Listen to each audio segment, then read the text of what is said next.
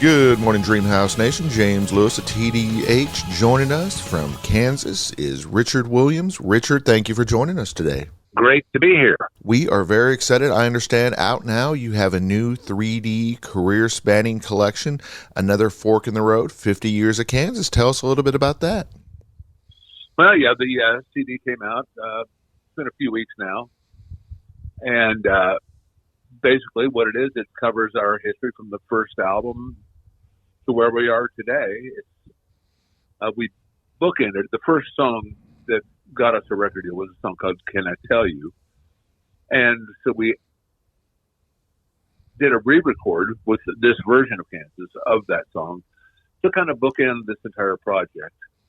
It doesn't mean it's the last thing we're going to do. We're in the process of working on material for a new album next year. But, you know, we wanted to finalize the first 50 anyway. And so it is out, and we're doing the tour starting in June. And right now it's going into almost up into February, I believe. But I'm sure it will continue beyond that. The tour is going to be all about that material and that album and our 50-year career. That is awesome. So is it a new version of Can I Tell You? Is there anything different about it, or is it more just a re-recording? It's a re-record. We tried to do it as similar to it, just with we didn't want to do, 0.2 or 2.0, 2.1. We did it basically, actually we cut the basic tracks right along with the original, just to keep it, even in the same time, etc. And it was a at-home project. I did it right here in my little home studio. Everybody did it from their own home. Technology is amazing today. What you can do. Oh, I agree with you 100%. Yeah, that is phenomenal. And we wanted to see for the future, can we do it, record in this style? And it worked out great. So it was a fun project. We were off doing nothing anyway, so why not to do it? And it came out great. And we really wanted to represent it in its original form as well as we could, but a new version with the new band. Nice. So 50 years hanging out with Phil. Tell us about that strong bond that the two of you have. Well, I met him in probably 1966. He wandered into the music store. I was hanging out in the guitar room and kind of met him then. And the first band I was in was with Phil when we were juniors in high school. And we've basically been together ever since. We're two different guys, quite clearly, but we have Kansas in common. We have the common goal of keeping the music alive, new material, keeping it true to what Kansas has always been. And we really don't want to not do this. It's the greatest job in the world. And we've been off for months, and I don't know what to do with myself. Stare out the window and wish I was on the road. We've made it fun. We keep it fun. Everybody gets along great. The crew is fantastic. We're all friends. Everybody's really missing each other at the moment because we're scattered all around the country. So, getting back on the road to do it that's my comfort zone. Yeah, I can imagine when you do something that you love, you never work a day. 16. Oh, sorry. That is so true. 16 studio albums, 5 live albums, 50 years of rocking. How has your music changed and evolved? What hasn't changed is really our approach to it. We have it's kind of an undefinable, is this a Kansas song? No, it's not. Well, is there something we can do to it to make it to where it is? Phil and I have just got a pretty good ear for that, of twisting and turning things around, talking with the writers, etc., to make sure that we are being what we are. And we've always ignored the what the popular style of the day. That's never been good for us, is to try to even the first album, what we wanted to do was something different, not to try to get our foot in the door by copying everybody else. And it's worked for us, and we're not for everybody. I get that, and that's fine. But we've got an extremely loyal fan base that's been with us for 50 years. And it's more important for us to please ourselves and to please them than to please everybody. Mm-hmm. Wednesday, July 7th, 50th anniversary tour, another fork in the road, Taft Theater. Our fans are excited about it. They just found out about the tickets going on sale shortly, and I can imagine tickets are going to go fast. Well, in all the reports we're getting, since they went on sale, they're blowing out the door. Things are going really, really well. So that's great. That will make for a great tour, and it will make it continue. Like when we did the Leftover Tour anniversary tour, the Point of No Return anniversary tour, they both went a lot longer than planned because fans in other locations wanted to see it. And it looks like we're headed in that direction with this tour. It will continue. So that's exciting for me. Oh, definitely. And then kind of a neat little side note, on July 7th, when you all are in town at the Taft Theater, it is going to be International Peace and Love Day. I love the obscure holidays, so I think that's just kind of a fun combination of you all being in town and just the great music and the great atmosphere that's going to be at the Taft Theater on July 7th. That's as good as a reason as any. Awesome. What is your favorite song to perform live? Oh, well, it varies. Usually it's something new that either we haven't played it for a long time or something off a new record. So that's always kind of revolving. Then some things, they kind of move out of rotation in your favorites. But one song that's always been a favorite is Dust in the Wind, just because being acoustic, and I'm the guy on earth that gets to start this experience. Everybody in the crowd knows every word. They have a story, a backing story about their family or a loved one or something about that song, and you can hear everybody singing along. And I get to start that experience on stage every night, and I hope I would never become so jaded as to not appreciate and be grateful for that moment. And we did a show in Sofia, Bulgaria, which we never ever thought we would go there. And to our surprise, they sang along with everything. Nice. But when we get to Dust in the Wind, they were singing so loud, and it being acoustic, I could hear them clearly. I could hear them so well that I could hear them singing in a Bulgarian accent. Oh, cool. And it was one of the most surreal moments of my life. So there's something that will always be special about that moment. So, Richard, it has been a pleasure having you on the show today. Before we let you go, where on social media, where on the web, where can we find out more about you in Kansas? Well, we have kansasband.com is where all your tour information, merchandise information, just general information is all there. There's also a Twitter page, but I'm not a Twitter dude, so I know nothing about it. And, of course, we have a Facebook page also. So there's plenty of information out there for those who are internet savvy. Sounds great. Thank you for joining us. Oh, thanks for having me. I really appreciate it. Appliance Factory in Mattress Kingdom has products in stock and available to take home today. With 5 stores and almost 40 years in business, they are Ohio's appliance experts, and they help you to get the right product at the right price with a huge inventory. You can save 30 to 60% every day on everything from Bosch and Viking to LG, GE, and KitchenAid at unbeatable savings and in stock. Plus, Mattress Kingdom inside Appliance Factory has everything from Tempur-Pedic and Sealy, Stearns & Foster, and DreamCloud mattresses in stock. Stop by any one of Appliance Factory and Mattress Kingdom's 5 Ohio locations today or visit online at appliancefactory.com. Good morning, Dreamhouse Nation. James Lewis of TDH. Joining us today is the music artist Neriah. Neriah, thank you for joining us today. Thank you so much for having me. I'm so excited. Speaking of excited, I heard the fans are so excited and there is such popular demand for Falling for Somebody that they have moved the date up. Tell us a little bit about that. Yeah, so excited.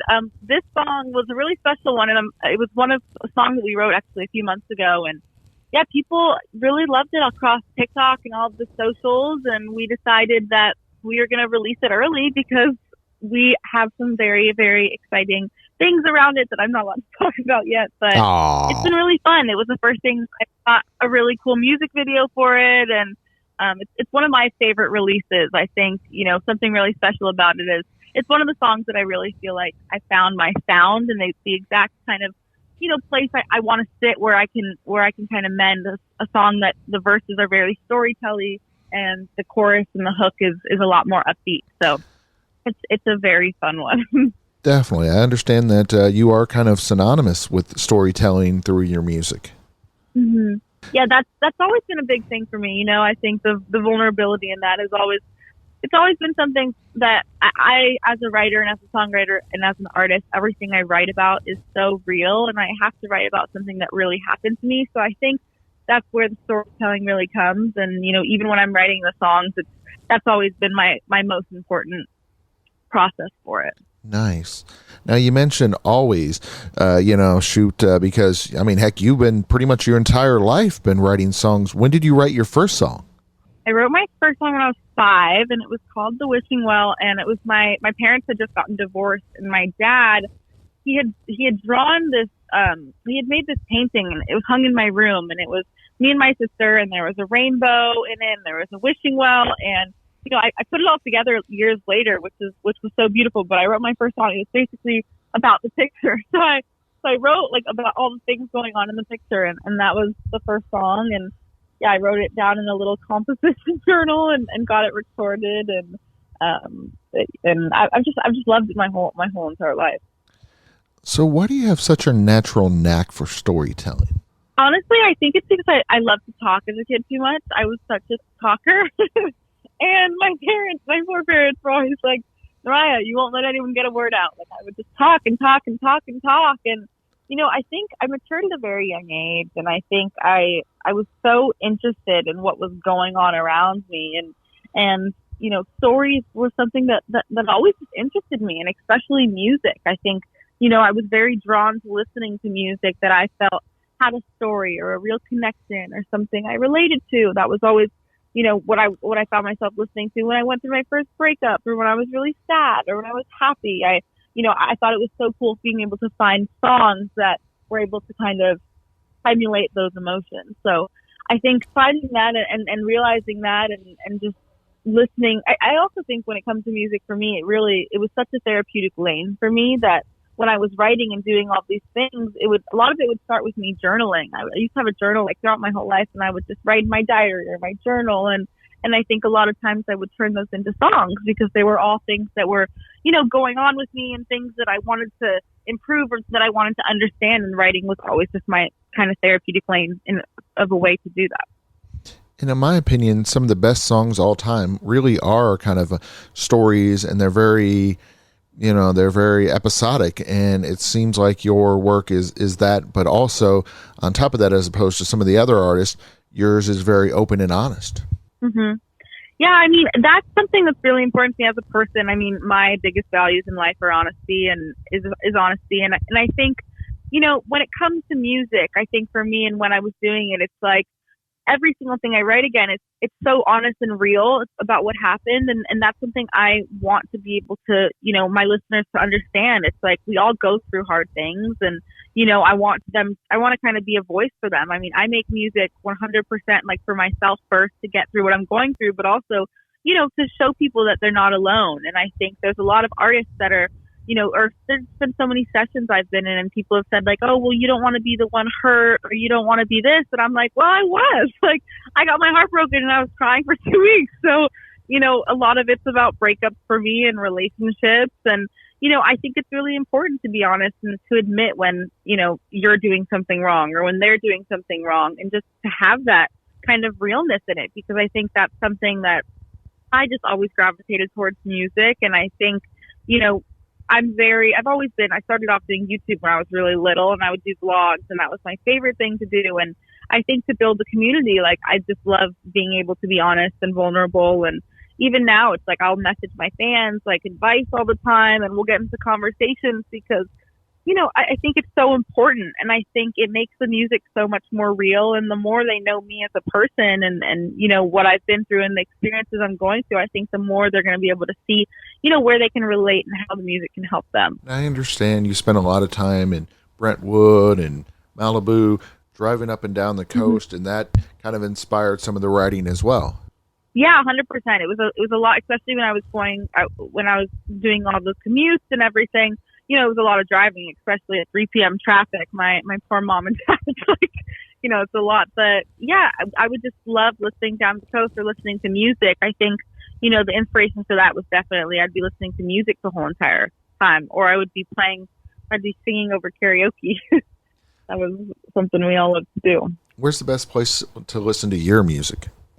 I think in the car. I think that's my favorite place when I'm driving. Sometimes I'll just go on drives and listen to new demos or pick the order for projects, and that's got to be my favorite. Now, I know it's one of those questions that it's tough to pick, but which one do you enjoy more, the creating the song or the singing of the song? I know, it's so hard. I think definitely creating the song. I think I'm a songwriter first at heart, and also because there's something so beautiful about the moment that you get it right and being able to, you know, sing that even while you're recording it and recording the actual demo. And, you know, I think, yeah, definitely writing it. So what is your process? So it's different. It's different every time, honestly. I think recently, you know, I'm mainly working with Jason Paris, who's my main collaborator for everything. And, you know, we just we complement each other really well, and we just work very well together. And, you know, the album and next future projects and everything is just the two of us, which has been so much fun. But, you know, we'll find chords. That's kind of where it starts. And then we'll usually just go for melodies after that. And sometimes with melodies, we won't have a concept, and we'll just spitball melodies, and lyrics will come with it. And we're like, okay, we're going with it. That sounds cool. Or sometimes we'll have a concept. I have like a list of like hundreds of concepts on my phone. And, you know, sometimes like when I'm having a conversation with someone, I'm like, whoa, that'd be a cool song title. And I'll write it down. So it really just depends what's in the studio, what we're feeling, and, you know, what kind of vibe we want to go for that day. And it really could be anywhere. Sometimes we start with chords, sometimes we'll start with a hook, sometimes we'll start with a verse. Usually it's day to day. It just depends what feels right. So is it because of your passion and your dedication and your commitment to the craft? Is that how you're able to write, I understand, sometimes 3 songs in a day and produce them? Yeah, so during COVID, when COVID hit, you know, I'm the kind of person where I don't want to do something unless I'm going to give my 110%. And, you know, at the time, my dad's a doctor, and he was like, you know, my dad is the hardest worker I've ever met in my life. And my whole entire life, he was like, you know, you want to find a job that you really are secure in it your whole entire life. And so music, he was like, look, if you want to go to music, you're going to go to college, graduate a year early. If you get straight A's and you're top of your class, then you can prove to yourself that you can do music. So I did that, and during that time, you know, COVID hit, and I was doing school. I was graduating early, taking a bunch of classes, and I was like, you know what? I'm going to download Logic. I'm going to produce 3 songs a day. I'm going to write 3 songs a day, and I'm going to get the best I can at this. So, you know, that definitely helped. I did that for about a year, and then I did writing camps where I was writing at least in 2 sessions a day, and just writing because it's really a muscle to practice. And yeah, now the way it works, I mean, I write. I don't produce any of my stuff that's really out anymore. You know, I'll do it for fun when I'm feeling it. But right now, me and Jason, like, we'll go into the studio, and sometimes we'll start 4 ideas in a day, like, and we'll go back to them. And sometimes we'll pick a hook here or this. But yeah, I think for me, it's just I've written hundreds and hundreds and hundreds of songs by now, so I think it's easy for me to tell, like, okay, this one is worth keeping. This one's worth working on. This one, let's get rid of this one. So I think just being able to maintain that and keep doing that is amazing. And I've been writing a lot for other people now, which has been really fun to kind of keep that up. But yeah, there's never a day I don't write a song. I think for me, I just like to keep the practice going. So is it possible to cry forever? I think so. That is, honestly, it's actually funny you asked that, because when we were writing the project, we were wondering if it should be No One Cries Forever or Cry, or, you know, Can Someone Cry Forever? And that's kind of where we had ended up at it. But, I think what's so beautiful about that, it's like, maybe it's not crying forever, but I think there's definitely relationships and people that you can miss forever, Where did the insight and perspective for Puppet on a String come from? So that song, I actually had that name. I had the title that I was thinking of. I don't know if I saw a movie. I don't remember exactly where it came from, but I had the concept, and I was like, Puppet on a String. And I was in the studio, and we were talking about one of my last relationships, which I was in a really toxic, controlling relationship. And I was saying, like, it was like I was his puppet on a string. Like, I did everything he wanted. And it's really kind of, it's a song about that, and being out in the world, and being in a relationship where, you think you're in love, so you're doing everything that you think that they want, and not realizing that, you shouldn't be doing these things for some person, and you shouldn't be letting someone else control you, and things like, what you wear, and all these little things that, at the time, once you're in relationships like that, sometimes it's hard to see it. So that's what we had originally wrote it about. And when we got to the hook, the thing that'll be really cool, and we're planning on doing a video of it, which we will show that, because it comes out, it seems like I'm the puppet, I'm saying they're the puppet, in the song. But I think what was really beautiful about that is being able to kind of sing it from their perspective, and being like, well, if I were you, this is how it would be. So are you more likely to be the puppet or the puppet master in a relationship? I'd definitely be the puppet for me, which is something I'm working on.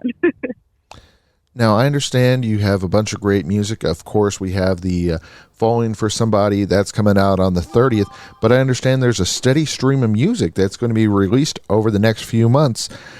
I'm guessing the dates are secretive as now, to not, to give too much away, but, anything that you can tell us, any insight about that stream of music?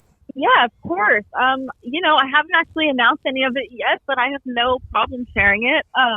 We have Falling for Somebody coming out the end of this month, and then we have a EP coming out, I believe March 17th.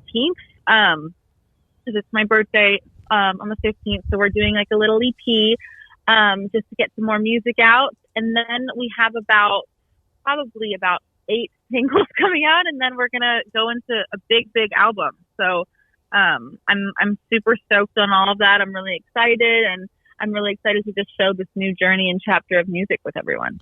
That is awesome. So basically for your EP release, everyone's going to have a green beer?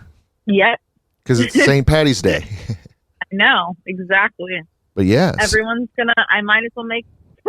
Sounds like a lot of great things are going on with you. Neriah, we have been, it's been a pleasure having you on the show. Where on social media, where on the web, where can our listeners find out more about you? So everything can be, it's pretty much This Is Neriah everywhere on socials, and then on Spotify and Apple Music and all that fun stuff. It's just Neriah. Awesome. Thank you for joining us. Thank you so much. Have a wonderful day. Appliance Factory in Mattress Kingdom has products in stock and available to take home today. With 5 stores and almost 40 years in business, they are Ohio's appliance experts, and they help you to get the right product at the right price with a huge inventory. You can save 30 to 60% every day on everything from Bosch and Viking to LG, GE, and KitchenAid at unbeatable savings and in stock. Plus, Mattress Kingdom inside Appliance Factory has everything from Tempur-Pedic and Sealy, Stearns & Foster, and DreamCloud mattresses in stock. Stop by any one of Appliance Factory and Mattress Kingdom's 5 Ohio locations today, or visit online at appliancefactory.com. Good morning, Dreamhouse Nation. James Lewis of TDH. Joining us today is the director of Murph the Surf, Jewelry, Jesus, and Mayhem in the United States, RJ Cutler. RJ, thank you for joining us today. Thank you so much for having me. So who is Murph the Surf?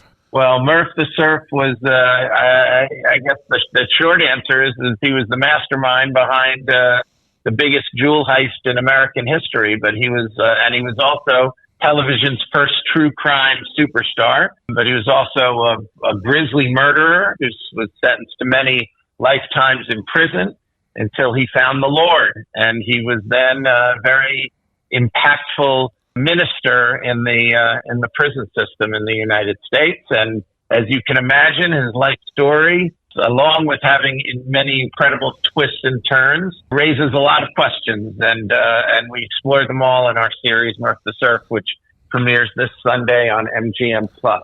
That is awesome. There are so many great shows on MGM Plus. This is just another one of those great shows they're going to have. I understand this is a 4-part. How did you break it down? Did you break it down chronologically or by topic? Well, there's Murph's life story breaks down. You can do 10 hours if you wanted to, but the first episode is about the jewel heist. The second is about the murders. The third is about his time in prison and how he found the Lord.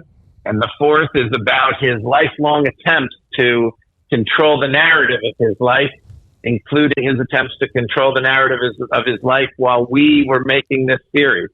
And so by episode 4, the whole thing blows up in a most startling way, and I think viewers are going to really love this series. A lot of times I love asking guests where the best place to see something or do something is, but I understand with you all, it's the only place to do something, the only place to see Murph the Surf, Jules, Jesus, and Mayhem in the U.S. is on MGM Plus. Is that correct? That is correct. You can access MGM Plus directly, or you can go through Amazon and Amazon Prime and find it. But this is exclusive to MGM Plus, and it starts this Sunday, and new episodes drop every Sunday for the next 4 or 5 weeks. I think they're going to do a repeat the second week because the Super Bowl's on that night, and they don't want to. They want viewers to have a chance to see it a second time, to see Murph the Surf, but pretty much every Sunday for the next 5 weeks there'll be a new episode. Nice. And then have any movies, TV shows been inspired by the legend of Murph the Surf? Well, if you've ever seen To Catch a Thief, the great Hitchcock film, is pretty much the same world, the same story, the same type of characters, and there was a kind of B movie about Murph that was made in the 70s or so. But this is the first real comprehensive telling of Murph the Surf, and stylistically, there's a very 70s feel to the style of the film, and viewers will recognize that when they see it. Tell us about your great cast. Well, it's all real people. You know, this is a documentary. And it's the real folks, and we were able to spend several sessions with Murph before he passed away, interviewing him at great length. So there's a dozen or so hours of interviews with the man himself that the series incorporates, but also everybody from his life, his fellow prisoners, his members of his ministry, his fellow jewel thieves, his kids, the people he grew up with. I mean, we cover it all. Awesome. So how were you able to get such exclusive access to Jack Randall Murphy prior to his passing? Well, I worked with an amazing team of producers, and my company, This Machine, is partnered with our friends at Imagine Documentaries on this project. You know, Ron Howard and Brian Grazer's company, and they brought the access to me. Justin Wilkes and Sarah Bernstein, our executive producing partners on the series, called me one day and asked if I was familiar with the story, and I wasn't. So they sent me over material, and I got very excited about it, and the access was arranged through them, and then our brilliant researcher Ryan Gallagher spent several hours with Murph. I met the man myself, and he was, I got to say, it was a fascinating couple of hours that we spent together. It seems like he would have definitely three unique groups, like you mentioned, the jewelry heist people, the people he was in prison with, and then, of course, the religion. Did any of those people overlap? Were any of the people with him the majority of the experience? Well, there are figures that go throughout his entire life, and you know, there were fellow prisoners who had been part of his jewel crew. The worlds overlapped, significantly. And the prison world is full of people from the crime world, not surprisingly, and the prison ministry world, of course, it is overlapping in a lot of ways. But what's interesting to me about all of this is Murph is kind of a timeless figure in American culture. I dare say we recognize in our most recent former president a lot of the same qualities. Murph likes to he likes to spin a yarn, and people who believed his stories didn't necessarily think he was telling them the truth, but were comforted by the stories he liked to tell. This is a phenomenon in American culture and history. We're always attracted to the snake oil salesman. We like the snake oil. We like to imagine that a drop of some potion will make everything better. And when someone promises that to us, we don't really question, or a lot of us don't question necessarily whether they're telling us the truth. We don't really care. We like the story. I can't tell you the number of times I've heard when everybody was trying to figure out, why was this guy so popular, this Trump guy? Why was he so popular when he was so popular? He's not anymore, but when he was, what was it? And people would say, I just like the things he says. I don't care if they're true or not. I like what he has to say. And that's a quality in American life and culture that is pretty fascinating. We are drawn to the snake oil salesman, and Murph the Surf was one of them. And a fascinating figure, and one who's resonant through our this very moment. Awesome. So this documentary is going to separate the fact from the fiction, correct? Well, we always aspire to separate fact from fiction. It is the true story of television's first true crime superstar. Awesome. And then, we don't have enough time to go into all the great things that you have coming up, but I understand that you're quite busy. I mean, you got a bunch of other great projects. Any of them that you'd want to tell us about? Well, we're most excited about Murph the Surf.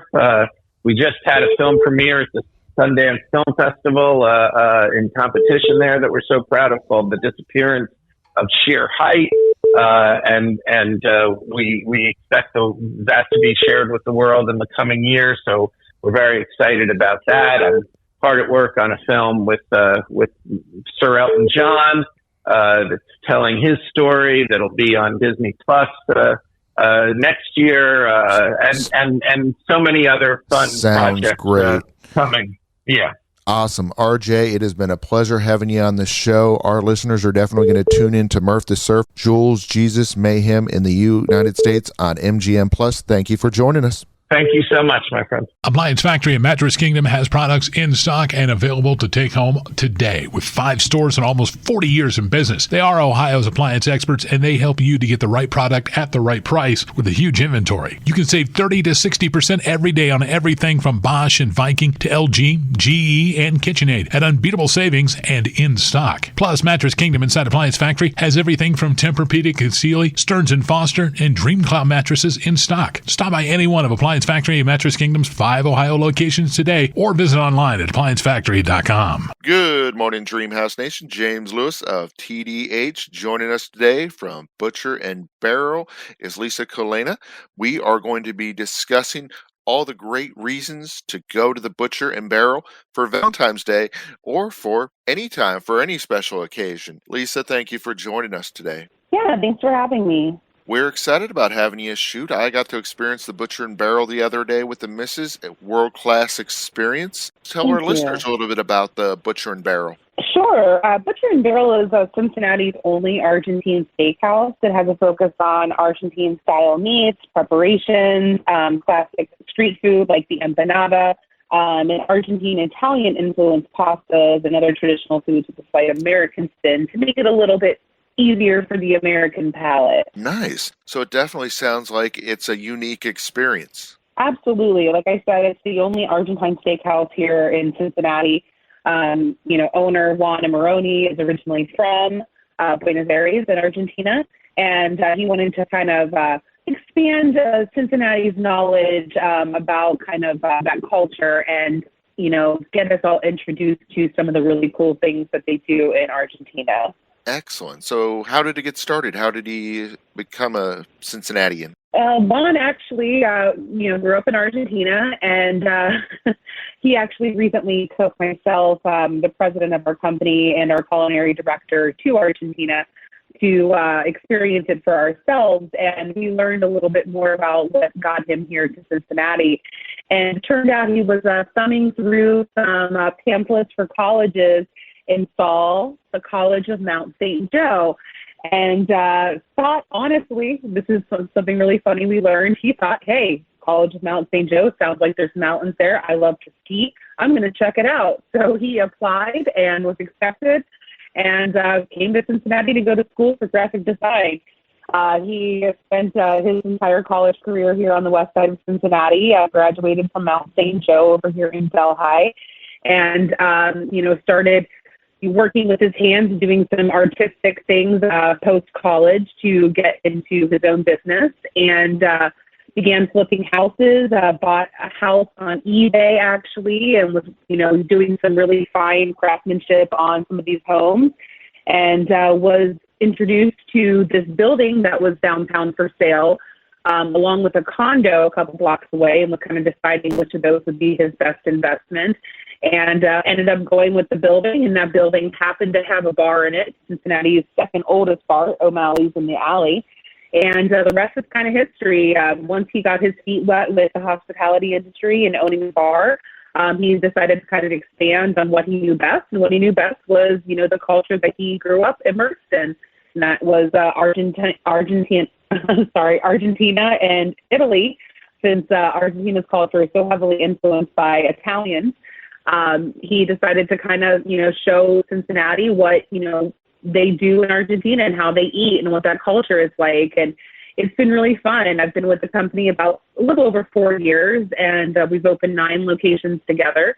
And there's a little bit of something for everybody in our portfolio of different restaurants, bars, and coffee shops. And all of them have a little bit of Juan in them, something that Juan loves, something that Juan is passionate about, and something that he wants Cincinnati to experience. Nice. So where is the Butcher and Barrel located? Butcher and Barrel is located on the corner of 7th and Race in the heart of downtown Cincinnati, across the street from the new Marriott Hotel on the corner of 7th and Race, and opposite the other brand new boutique-style hotel directly across the street from us. Nice. And what are typically the hours of operation? We are open Tuesday through Sunday at 4 o'clock. And then, of course, with Valentine's Day coming up, a lot of times people are going to celebrate the weekend ahead of time. Some people are going to celebrate the day of.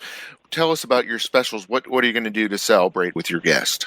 Yeah, we are actually running an optional pre-fee, which is a set menu with a set price, in addition to our standard menu. And it is a really, really fun menu. It's $149 per couple, so that is a dinner for 2. And it's 4 different courses. The guests or the couple will choose one item to share from the first course. They'll each choose their own entree. They'll each choose their second course, which is a salad, then choosing their own entree. And then they can either choose a dessert to share, or they can choose one dessert each. There's also some enhancements, things like an Oscar-style lobster, with asparagus and béarnaise sauce, a lobster tail. You can top any of your entrees with a chimichurri shrimp scampi.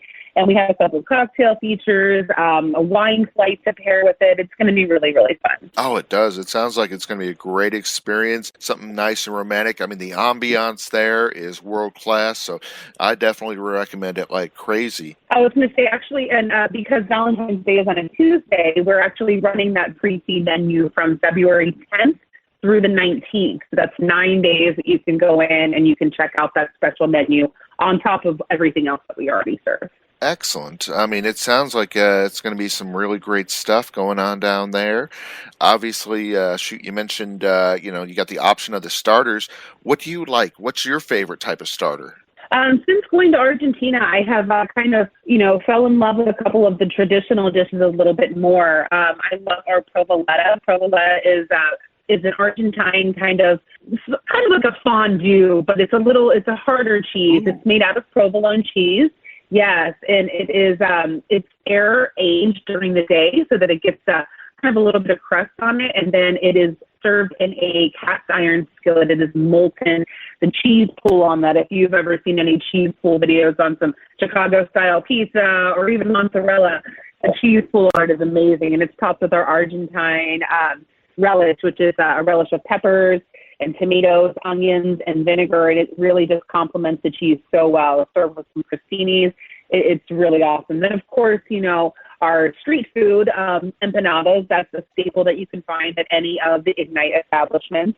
Empanadas are one of the biggest things that you find in Argentina, and here in Cincinnati, we are doing some traditional ones, and we're also doing some ones that are more Americanized, like a buffalo chicken. We have, a spinach and cheese, some regular ones, but then we also have some ones, short rib stuff and a ground beef one that are more traditional. So I always recommend our empanadas. It's something that we do great. We are, one of the first places here in Cincinnati that even began serving empanadas. So now they're all over the place, which is super cool to see, but it's really neat to experience something so traditional here in Cincinnati. And then I love the fact that you have something for everybody. You have the lighter fare, and then of course you have the you have the better, you have the steaks. I mean, you got a little bit of everything. Tell us a little bit about that lighter fare. Yeah, absolutely. We offer grilled meats. We have grilled fish as well. And then, of course, we have several salads. Our grilled meats are served parrillada style, which is an Argentine way of grilling meats. It's over an open flame. The grill masters in Argentina, work for years to perfect their craft of grilling. And it's really cool to have that here in Cincinnati. We have some really awesome grills. And, of course, grilled food is going to be a little bit better than fried. So we offer a chicken, we have a salmon dish, and then we have multiple different cuts of steak. That is awesome. I mean, it's always great to have options. And then, I understand you have some house specialties. We do. I'd say our biggest house specialty is the Argentine parrillada experience. That's a sampling of everything that we do best and is a really traditional offering in Argentina. In steakhouses all over that country, and typically features a shareable portion of several different cuts of meat, served with chimichurri and roasted red peppers. Those are super traditional garnishes for all the meats served parrillada style. And our parrillada style, or our parrillada experience, has New York strip, skirt steak, Argentine grilled short rib, chorizo, and an Argentine farmhouse sausage. It is served with traditional garnishes and sauces. And then also we give you a Sharon Caesar salad, butcher's fries, and caramelized Brussels sprouts. It's quite a meal, but it really gives you a showcase of what we do best. That is awesome. Now, I ain't going to lie to you. My only problem with that is I have trouble sharing, and the food is so good. I don't know. I mean, I love my wife, but I don't know if I want to share it. I want it all to myself. I mean, shoot, it was some great amount of food. And then you mentioned the Brussels sprouts. Oh my gosh, I never liked Brussels sprouts. So when someone said, "Oh, you should try those," I'm like, "Nah, that won't be any good." They were amazing.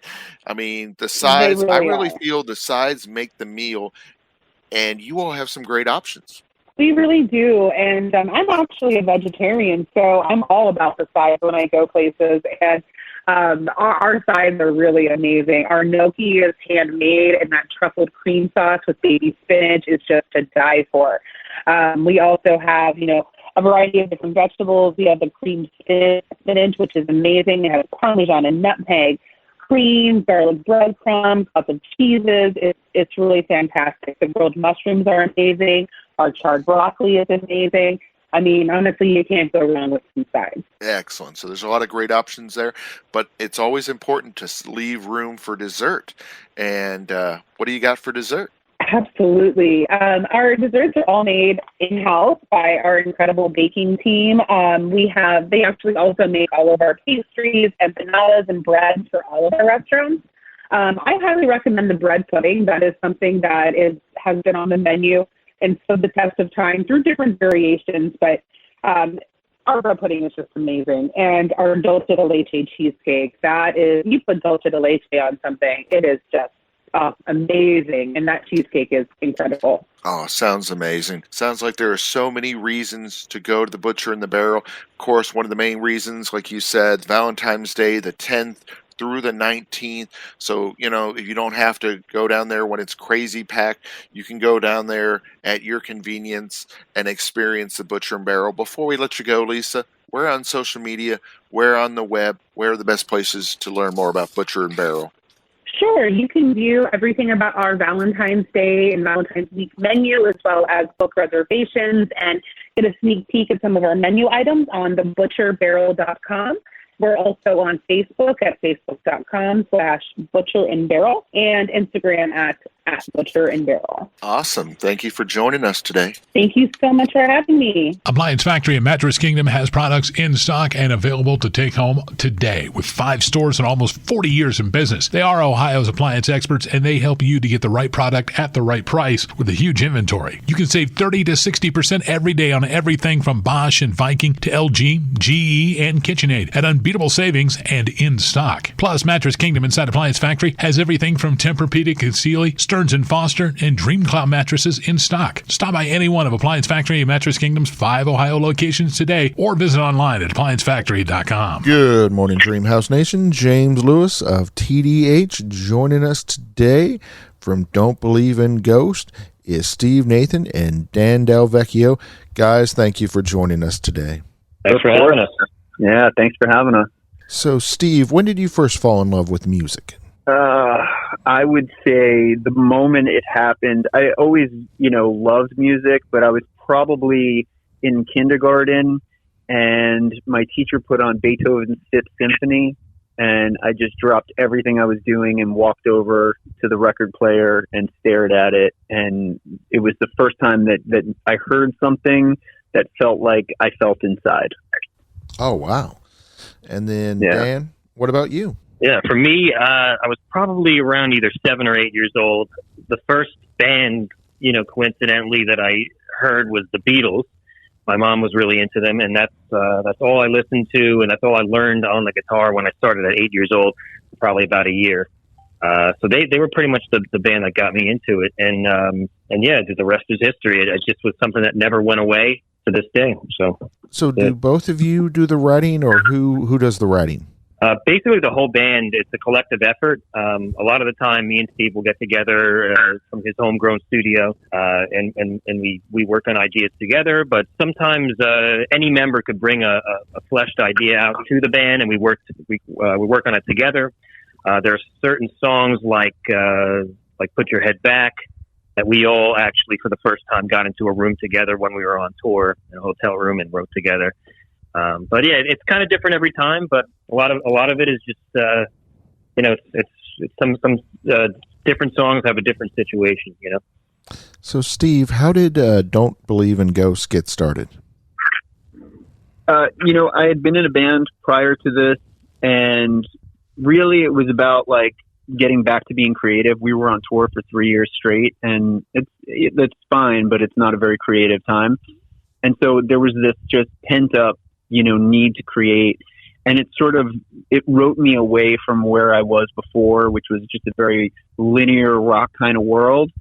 And, I wrote and wrote and wrote, and it became something new. And from there it was, when it was, finally a bunch of new songs, and it was like, hey, this is a new concept, a new band thing. And then it was, who were the best people to find for this? And Dan, I had known, for a while. He was in another band that we played with. So, we teamed up there, and Lex, our bass player, was somebody I played with before. And then, Ken, we actually found on Craigslist. So it was a little bit of everything. Neat. So all kinds of interesting stories on how it all got started. Dan, what is the story behind the name? That's more of a question that Steve would probably answer a little bit better than me. But basically, the idea of Don't Believe in Ghosts is about not giving energy to the ghosts of your past. It's not letting your past dictate your future or your present.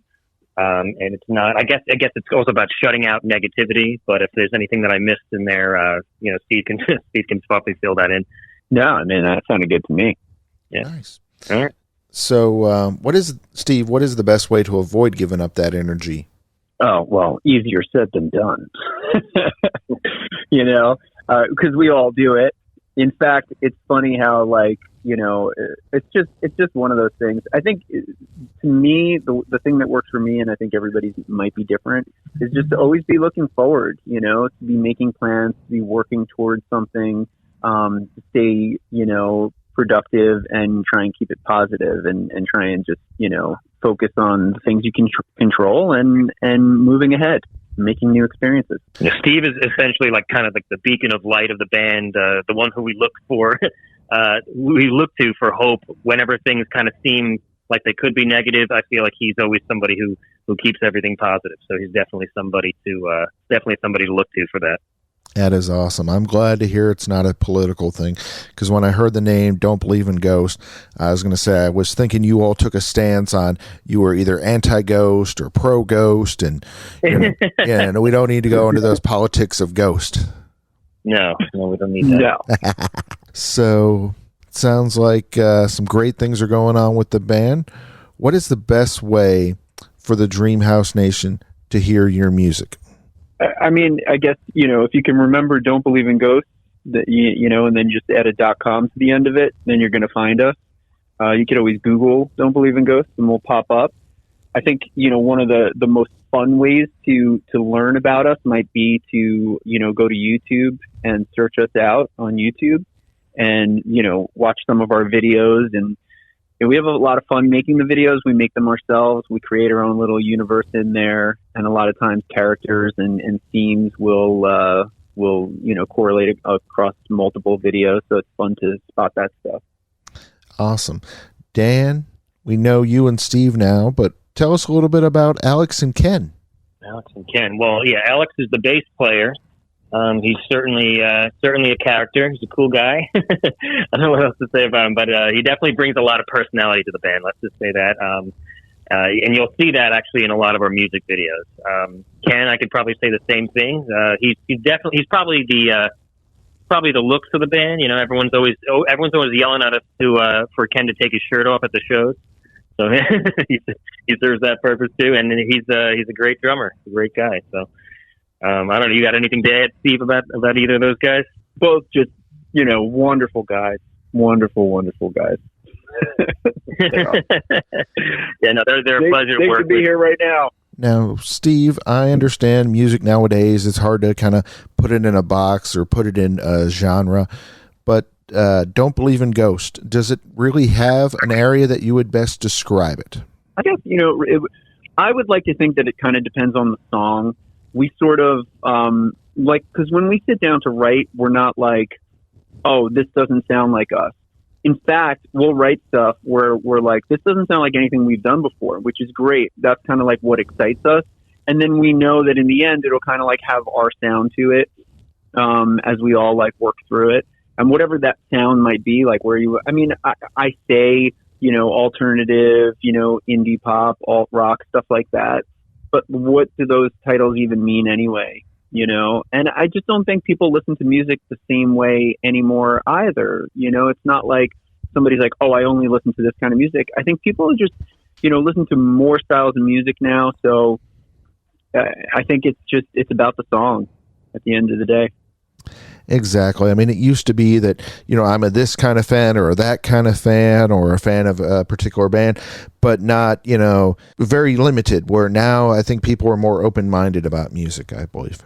Absolutely. I mean, if you go back 10 years ago, were you going to have like metal fans, complimenting Taylor Swift or Miley Cyrus on their records and their songs? It wasn't going to happen. And now it's just a different world where people are like, hey, you know what, maybe that's not for me, but I kind of get it. And I think it's just sort of the place we're going to. And kids, they don't, us growing up, it was like, you had the metalheads and this and this and this.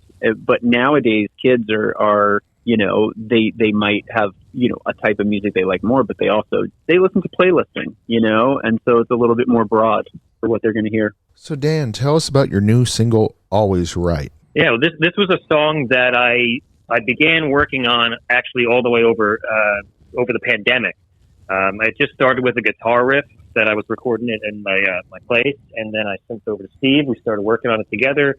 We actually got together with the band at a lake house to write this one with the whole band. And basically, the song, Steve is the one that put together the lyrics for this one, but to me, I guess this song is about the internal struggle that anybody has inside their own head about their insecurities, whatever it is that they're battling with. And that's pretty much what the song's about to me. And you'll see that in the music video, too. Yeah, Steve, how much fun was shooting that music video? It was a lot of fun. It's a lot of work going in there. And with this, with the Always Right video, we had a lot of different scenes. I think it was like 30 or 40 different, shots that we needed to get, because for each one of us, when you see the video, you see that there's two other versions of us, the angel and the devil on the shoulder, if you will, type of thing going on. So, filming all that stuff, it was a lot. It was a lot to keep track of, but it was also a lot of fun because we made Dan dive through a pile of hamburgers or cheeseburgers. And, anyone who knows me knows I love food, so that's where that comes from.